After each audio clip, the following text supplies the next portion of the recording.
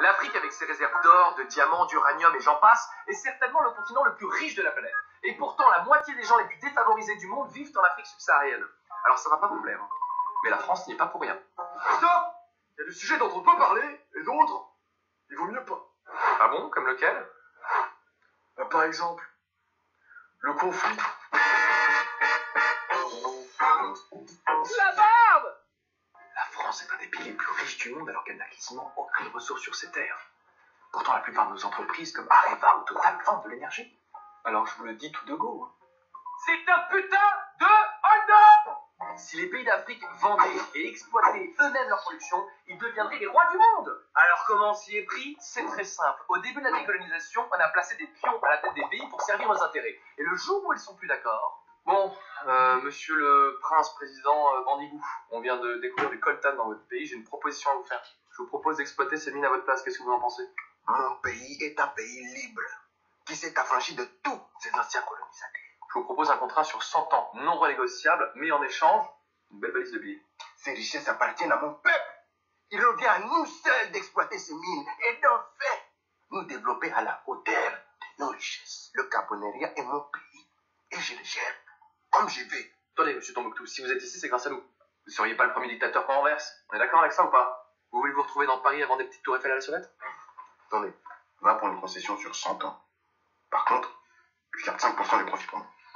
Vous êtes dur en affaires, hein?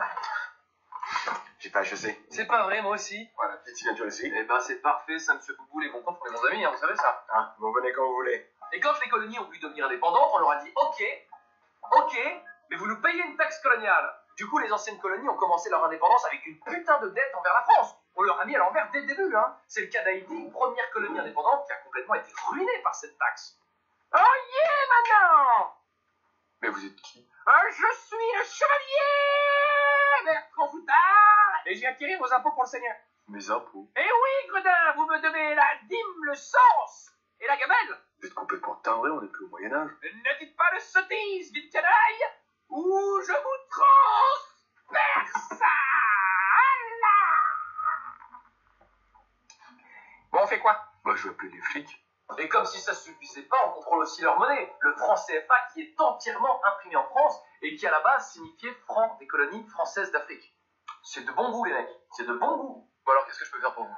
En fait, voilà, on aimerait sortir du français, quoi. Je comprends pas. On aimerait avoir notre propre monnaie, pas la Banque de France, quoi. Mais ça d'accord, mais pourquoi?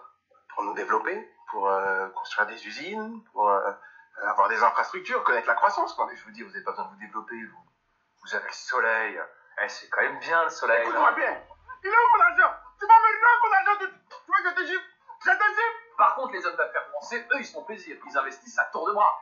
Bolloré, par exemple. Oui, le même mec qui donne de l'argent à Morandini et Cyril Hanouna. Un garçon plein de qualité. Et ben, ce gars-là possède tous les ports de France-Afrique. Du coup, dès qu'un bateau entre ou sort, le mec se rince. Alors, les gens qui pensent qu'il y a trop de noirs en France, faudra pas oublier qu'on est bien content d'avoir de la lumière, du chauffage et de l'essence pour aller bosser. Parce que le jour où on perdra nos privilèges, ce sera peut-être à nous d'essayer d'aller vivre chez eux.